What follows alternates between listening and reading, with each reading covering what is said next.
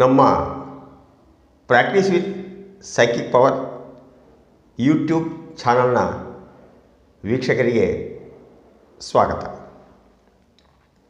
ಇಂದು ನಾನು ಪ್ರಸ್ತಾಪ ಮಾಡಲಿರುವ ವಿಚಾರ ಈ ಮಾನಸಿಕ ಶಕ್ತಿ ಅಥವಾ ಪ್ರಾಕ್ಟೀಸ್ ವಿತ್ ಸೈಕಿಕ್ ಪವರ್ ಎಂಬ ವಿದ್ಯೆಯಿಂದ ಯಾವ ರೀತಿ ನಾನು ಸಮಸ್ಯೆಗಳನ್ನು ದಾಟಿ ಮೆಟ್ಟಿ ನಿಂತು ಕಿರುಸಾಲ ಎಂಬ ಚಲನಚಿತ್ರದ ಚಿತ್ರೀಕರಣ ಮುಗಿಸಿದೆ ಯಶಸ್ವಿಯಾಗಿ ಎಂಬುದರ ಕುರಿತು. ನಿಮಗೆ ಗೊತ್ತಿದೆ, ಸತತ 5 ತಿಂಗಳುಗಳಿಂದ ನಾನು ನನ್ನ ಈ ಚಿತ್ರ ಕಿರುಸಾಲ ಎಂಬ ಚಿತ್ರ ತೆಗಿಬೇಕು, ನಿರ್ಮಾಣ ಮಾಡಬೇಕು, ಈ ಚಿತ್ರೀಕರಣ ಮುಗಿಸ್ಬೇಕು ಅಂತ ತೀರಾ ಪ್ರಯತ್ನ ಮಾಡಿದೆ. ಈ ಪ್ರಯತ್ನ ಮಾಡಿದಾಗ ನನಗೆ ನಾನು ಮಾಡಿದ ಪ್ರಯತ್ನಗಳಿಗೆ ಸರಿಯಾದ ರೀತಿಯ ಸ್ಪಂದನೆ ಸಿಗಲಿಲ್ಲ, ಪ್ರತಿಕ್ರಿಯೆ ಸಿಗಲಿಲ್ಲ. ನಾನು ಫೇಲ್ ಆಗಿದೆ ಜಾಸ್ತಿ, ವೈಫಲ್ಯಗಳೇ ಜಾಸ್ತಿ. ಅಂದುಕೊಂಡಿದ್ದ ಕೆಲಸ ಅಂದುಕೊಂಡಿದ್ದ ರೀತಿಯಲ್ಲಿ ಆಗಲಿಲ್ಲ. ತುಂಬ ನೋವನ್ನು ಅನುಭವಿಸಿದೆ, ಅವಮಾನಗಳಾದವು, ನನ್ನನ್ನು ತುಂಬ ಜನ ನಿರ್ಲಕ್ಷ್ಯ ಮಾಡಿದರು, ಎಲ್ಲ ಆದವು. ಈ ಸಂದರ್ಭದಲ್ಲಿ ನನಗೆ ತುಂಬ ನೋವುಗಳಾದವು. ನನಗೆ ತುಂಬ ಇಷ್ಟವಾದ ಈ practice with psychic power YouTube channel ಸಹ ನಾನು ಇಂಪ್ರೂವ್ ಮಾಡಲಿಕ್ಕೆ ಆಗಲಿಲ್ಲ. ಬರವಣಿಗೆ ಸಾಕಷ್ಟು ಕಾದಂಬರಿನ ಬರಿಬೇಕಾಯಿತು, ಬರೆದಿಲ್ಲ. ಅಂದರೆ ಬರವಣಿಗೆ ನಿಂತು ಹೋಯಿತು. ನನ್ನ ಕೌಟುಂಬಿಕ ಸಮಸ್ಯೆಗಳು ಸಹ ಜಾಸ್ತಿ ಆದವು. ವೈಯಕ್ತಿಕವಾಗಿ ಸಹ ನಾನು ಅಂದುಕೊಂಡ ರೀತಿಯಲ್ಲಿ ನಾನು ಇರಲಿಕ್ಕೆ ಆಗಲಿಲ್ಲ. ಇವೆಲ್ಲ ಸಮಸ್ಯೆಗಳು. ಆದರೆ ಇಷ್ಟೆಲ್ಲ ಆದರೂ ಸಹ ಎಲ್ಲಿಯೂ ಸಹ ನಾನು ಕುಗ್ಗಲಿಲ್ಲ.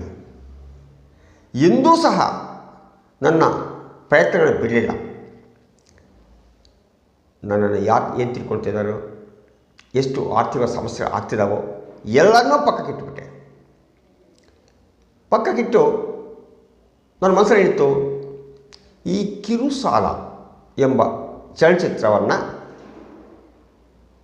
ನಾನು ಯಶಸ್ವಿಯಾಗಿ ಮುಗಿಸಬೇಕು. ಅದೊಂದೇ ನನ್ನ ಕನಸು. ಆ ಯಾವ ಸಂದರ್ಭದಲ್ಲಿ ಸಹ ನನ್ನ ಎನರ್ಜಿ ಕಡಿಮೆ ಆಗಲಿಲ್ಲ. ಎನರ್ಜಿ ಅಂದರೆ ಮಾನಸಿಕ ಶಕ್ತಿ ಕಡಿಮೆ ಆಗಲಿಲ್ಲ. ಆಗಿರ್ಬೋದು, ಒಂದು ಸಮಸ್ಯೆಗಳು ಬಂದಾಗ ಮನುಷ್ಯ ಸ್ವಲ್ಪ ಡಲ್ ಆಗ ಸಹಜ ಅಲ್ವಾ, ಆ ಥರ ಆಗಿದೆ, ಇಲ್ಲ ಅಂತ ಏನಲ್ಲ. ಆದರೆ ಮತ್ತೆ ಅದನ್ನು, ಆ ಶಕ್ತಿಯನ್ನು ಪುನಃ ನಾನು ಈ ಮಾನಸಿಕ ಶಕ್ತಿಯ ಪ್ರಯೋಗಗಳಿಂದ ಮತ್ತಷ್ಟು ಶಕ್ತಿ ಪಡೀತಿದ್ದೆ. ಅದು ಆಗಿ ಕೊನೆಗೆ ನಿನ್ನೆಗೆ ಯಶಸ್ವಿಯಾಗಿ ಚಿತ್ರೀಕರಣ ಮುಗೀತು. ಈಗ ಬಿಡಿ, ನಂತರ ಇನ್ನೇನು ಸಮಸ್ಯೆ ಆಗಲ್ಲ. ಅದನ್ನೇನು ಆಟೋಮೆಟಿಕಲಿ ಎಡಿಟಿಂಗ್ ಆಗ್ತದೆ, ಈ ನಂತರ ಡಬ್ಬಿಂಗು, ರಿಕಾರ್ಡಿಂಗ್ ಎಲ್ಲ ಆಗ್ತದೆ. ಅದೇನು ರಿಸ್ಕ್ ಇಲ್ಲ. ಈಗ ಈ ಹಂತ ಬಂತಲ್ಲ, ಇದೇ ತುಂಬ ರಿಸ್ಕ್. ಅದಾಯಿತು.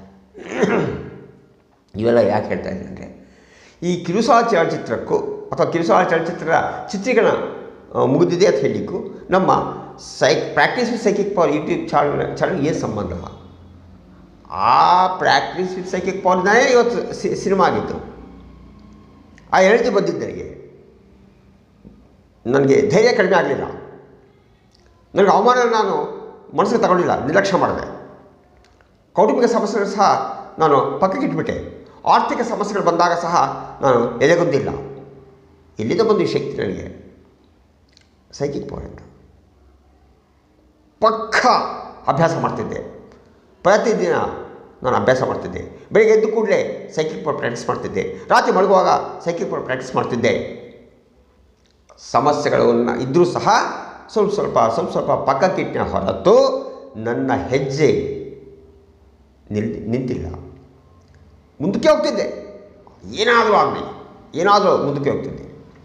ನನ್ನ ಸ್ಥಾನದಲ್ಲಿ ಬೇರೆ ವ್ಯಕ್ತಿನೇ ಇದ್ದಿದ್ದರೆ ಈ ಸಿನಿಮಾ ಮುಗಿಸೋಕ್ಕಾಗ್ತಿರಲಿಲ್ಲ. ಯಾರು ನಂಬಿದ್ದ ವ್ಯಕ್ತಿಗಳು ಸಹಕಾರ ಕೊಡ್ತೀವಿ ಕೈ ಕೊಡ್ತಿದ್ರು. ಒಂದು ಸಲ ಅಲ್ಲ, ಹಲವು ಸಲ ಹೇಳ್ತಿದ್ದೆ ಮಾತು. ನಾನು ಸರಿಯಾದ ಸಮಯಕ್ಕೆ ಹಣ ಸಿಗ್ತಿರಲಿಲ್ಲ, ಸರಿಯಾದ ಸಮಯಕ್ಕೆ ಯಾರು ವ್ಯಕ್ತಿಗಳು ಅವ್ರ ಸಹಕಾರ ಸಿಗ್ತಿರಲಿಲ್ಲ. ಅದಕ್ಕೆ ಪದೇ ಪದೇ ಪದೇ ಮುಂದೂಡ್ತಿದ್ದೆ. ನೆನಪಿರೋದು ನಿಮಗೆ, ಇಷ್ಟನೇ ತಾರೀಕು ಶೂಟಿಂಗ್ ಆಗ್ತಾಯಿದೆ, ಅಷ್ಟೇ ತಾರೀಕು ಆಗ್ತಿರಲಿಲ್ಲ. ಮತ್ತು ಸಹಜವಾಗಿ ಸಮಾಜ ನಮ್ಮನ್ನು ನಂಬಲ್ವಲ್ಲ. ನಾವು ಒಂದು ಸಲ 2 ಸಲ ಕಾರಣ ಹೇಳ್ಬೋದು. ಪದೇ ಪದೇ ಪದೇ ಪದೇ ಪದೇ ಪದೇ ನಾವು ಚಿತ್ರೀಕರಣ ದಿನಾಂಕನ ಮುಂದೂಡ್ತಾ ಇದ್ದಾಗ ನಮ್ಮನ್ನು ಹೇಗೆ ನಂಬ್ತಾರೆ ಜನ, ಸಮಾಜ ಹೇಗೆ ನಂಬ್ತಾರೆ? ಬಟ್ ಅದನ್ನು ಸಹ ನಾನು ಲೆಕ್ಕಕ್ಕಿಟ್ಕೊಂಡಿಲ್ಲ. ಸಮಾಜ ನಂಬ್ತಾರೋ ಬಿಡ್ತಾರೋ ಗೊತ್ತಿಲ್ಲ. ಜನ ಯಾರು ಕೈ ಕೊಟ್ಟರು ಅದರಿಗೆ ಬೇಕಾಗಿಲ್ಲ, ಯಾರಿಗೆ ಮೋಸ ಮಾಡಿದ್ರಿಗೆ ಬೇಕಾಗಿಲ್ಲ, ಯಾರಿಗೆ ನೋವು ಕೊಟ್ಟರು ಬೇಕಾಗಿಲ್ಲ, ಯಾರು ಹಿಂಸೆ ಮಾಡಿದ್ರು ಬೇಕಾಗಿಲ್ಲ. ನನ್ನ ಜೊತೆ ಯಾರು ಬರ್ತಾರೆ ಅಷ್ಟೇ ನಾನು ನೋಡ್ತಿದ್ದೆ. 100 ಜನ ಸಂಪರ್ಕ ಮಾಡಿದರೆ ಒಂದು 5 ಜನ 6 ಜನ ನನ್ನ ಜೊತೆ ಬಂದರೆ ಅವರನ್ನೇ ಕರ್ಕೊಂಡು ಹೋಗಿ ಸಿನಿಮಾ ಮಾಡಬೇಕಂತ ಪ್ರಯತ್ನ ಮಾಡಿದ ಹೊರತು ನಾನು ನೆಗೆಟಿವ್ ಯೋಚನೆ ಮಾಡ್ತಿರಲಿಲ್ಲ.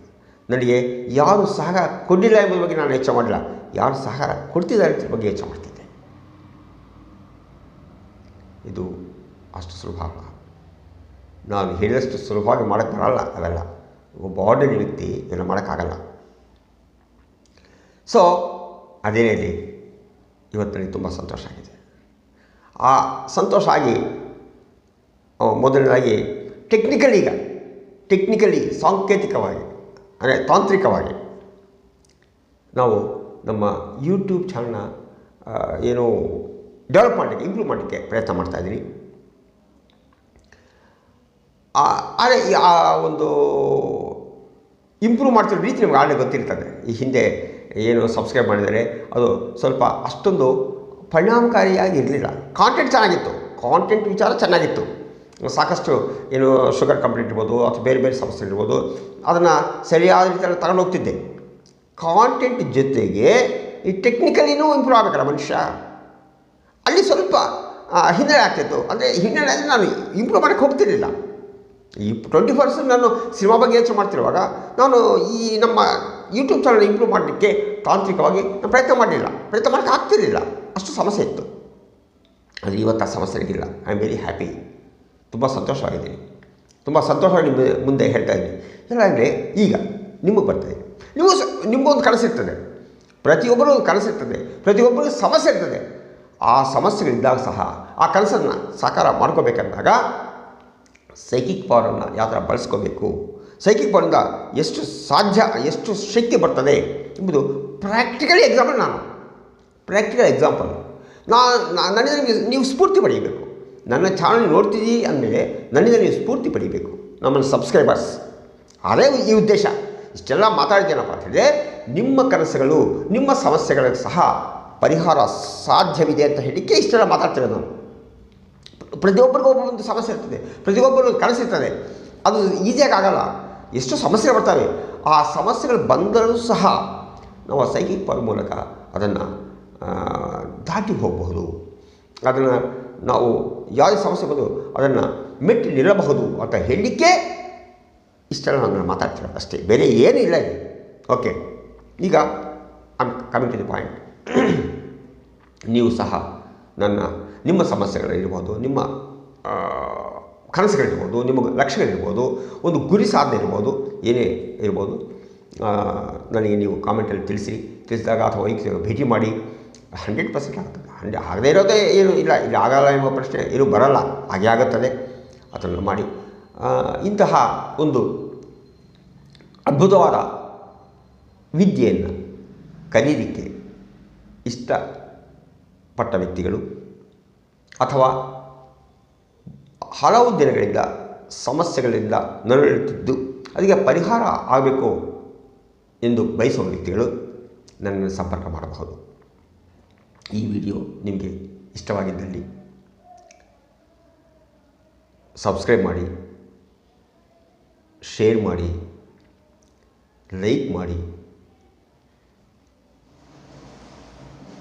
ಕಾಮೆಂಟ್ ಮಾಡಿ. ನಾಳೆಯಿಂದ ನಮ್ಮ ಚಾನಲ್ನ ಯಾವ ಥರ ಬೆಳೆಸಬೇಕು ಎಲ್ಲ ನನ್ನ ಕ್ರಮಗಳನ್ನು ತಗೊಳ್ತೀನಿ. ಸಾಮಾನ್ಯವಾಗಿ ಗ್ಯಾಪ್ ಆಗುತ್ತದೆ, ಯಾಕಂದರೆ ನನಗೂ ಬೇರೆ ಬೇರೆ ವಿಧವಾದ ಸಾಹಿತ್ಯ ಇದೆ, ನಂತರ ಸಿನಿಮಾ ಇದೆ, ಇನ್ನೂ ಏನು ಸಮಸ್ಯೆ ನನಗೂ ನನ್ನದೇ ಆಗಿರ್ತದೆ, ಬೇರೆ ಬೇರೆ ದಾರಿ ಜೀವನ ಇದೆ. ಆದ್ದರಿಂದ ಸಮ್ಟೈಮ್ಸ್ ನಾನು ಪ್ರತಿದಿನ ವಿಡಿಯೋಗಳು ಮಾಡೋಕ್ಕೆ ಆಗೋದಿಲ್ಲ. ಬಟ್ ವಾರಕ್ಕೆ ಕನಿಷ್ಠ 5 ಮಾಡೇ ಮಾಡ್ತೀನಿ. ಕನಿಷ್ಠ ಒಂದು 5, 4, 3 ಈ ಥರ ಮಾಡಲಿಕ್ಕೆ ಪ್ರಯತ್ನ ಮಾಡ್ತೀನಿ. ನೀವು ಸಹ ನನ್ನ ಜೊತೆ ಕೈ ಜೋಡಿಸಿ ನಮ್ಮ ಚಾನಲ್ ಇಂಪ್ರೂವ್ ಮಾಡಲಿಕ್ಕೆ ನಿಮ್ಮಿಂದ ಏನು ಸಾಧ್ಯ ಮಾಡಬೇಕಂತ ನಾನು ಕೇಳ್ಕೊಳ್ತಾ ಇದ್ದೀನಿ. ಆದರೆ